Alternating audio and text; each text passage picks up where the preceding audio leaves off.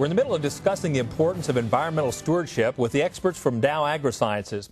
One of the platforms of the Environmental Stewardship Award is to enhance profitability. And Dow AgroSciences is a leader in providing land management products and services for producers. Rick, let's turn to you and talk a little bit about the things Dow has to offer that actually improve environmental stewardship and enhance profitability. Great. Kevin, Dow's been in the range and pasture business for about 40 years. A lot of people don't realize that, but we started off 40 years ago with a product called 2,4 Dow. And that was basically the first entry of 2,4-D into the marketplace. Wow. So we have started a long time ago and have built up our business and rapport through partnerships with the livestock producers in order to understand what their problems are. We've had a strategic focus about what kind of products solve their problems. So, you know, we kind of start out there. Stewardship is so important to us to do it right, to take care of the land, that we want to kind of under-promise and over-deliver. And that's been our tactic for success over the years, and one in which we want to continue our partnerships to be progressive, understand the unmet needs of the livestock producer. Basically, for profitability, we got to start out with a plan. There can be short-term plans, there can be long-term plans. We kind of see it as a long-term plan to get into the livestock business. It's a commitment to the land, it's a commitment to a lifestyle. And in order to solve those problems, we have to kind of cut to the bottom line and say, why are you in this? The engine we feel behind that is the forage management. And that's where Dow AgroSciences products come into that on a number of fronts, from noxious and invasive weed control to broadleaf annuals, perennials, to brush. And all of those represent, across this great country of ours, different opportunities, different levels of management, which require prescriptive kind of control, because again, between what Bob does, what Mark does, and from one end of the country to the other, it requires a different kind of approach in order to achieve, again, whatever goal that was for that land management. So we'll look forward to talking about some of those specifics in a little while. Bob, as a cattleman yourself, what are some of the benefits you see in terms of sound land management and environmental stewardship? Kevin, I think we'd have to say sustainability, both economically and socially. Just not for this generation that we're in, but for the future generations. It's a long-term goal. Proper management of the greatest renewable resource, our grazing lands, is of the utmost. These grazing land managers and their families are out there 24/7 taking care of that environment, making it better. Another thing that's kind of a byproduct of that is the importance of the water. Healthy grazing lands with proper grass management are great filter strips for the water that comes down from the rainfall and the snowfall and everything else as it makes its way on into the water faucets of the many communities around. But also another benefit from this grazing management is our wildlife. On our ranch we call wildlife indicator species. Oh, good. They indicate where the best grazing is. So through a proper rotation system, they can follow around, and it's just like a big puzzle, all this stewardship thing.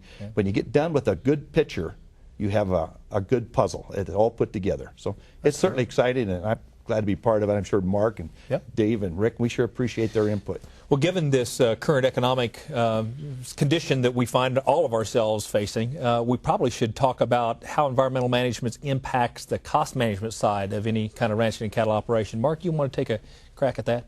Absolutely. We're grass farmers, and our product is grass. Forage is what we produce, and we market it through livestock. So if we don't have a sound and solid forage base, we don't have a business. So it's key to us, to our business structure, to our profitability, to our economic viability, to maintain a landscape that is diverse, that is very productive, that is healthy. And so those are the key things. We focus on the ground.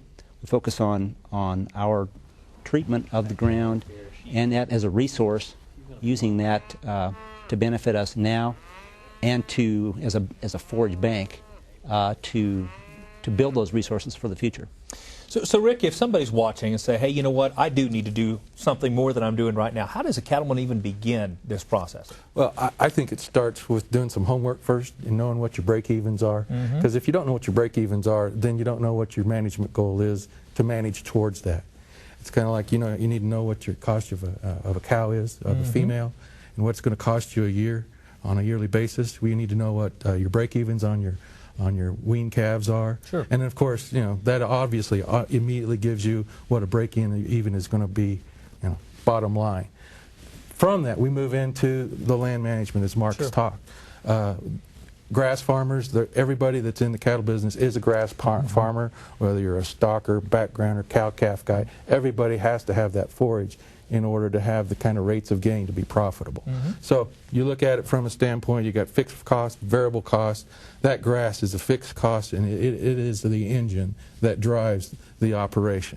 So we look at it as how can we improve that forage quality and quantity and provide a benefit to the livestock producer. And you go back to what is the beginning. Well, you got to do a grass inventory. What do you have? What did Mother Nature do to you in the last 12 months, as Bob has indicated? What is the impact of wildlife and as an indicator or as a consumer of that same resource? Balancing those things is the place to start, assigning values to those and understanding what you can invest in. And we feel like a herbicide, be it whether you're after, again, the noxious and invasive weeds, the broadleaf weeds, or the brush, is a fixed cost for sustainability in order to have a profitable operation. So you have to diagnose before you prescribe. Yeah, it's kind of like have a plan, and if you're just kind of shooting in the dark, there's a lot of ways to spend money. Sure. And well, Dave, talk to us about how all these factors that we've been discussing can impact costs for a cattleman. Sure. And it goes back to really creating that good, inexpensive forage base like we've been talking about. And once you have that good forage base, it opens up a lot of doors for other things that you might want to do from a management perspective. If you've always been running a little short on forage at the end of the season, of course, the easiest way to save money is to not have to go out and buy hay or other kinds of supplemental feed. Sure. Okay, that's the obvious one. But some of the costs that are associated with ranching have to do around flexibility.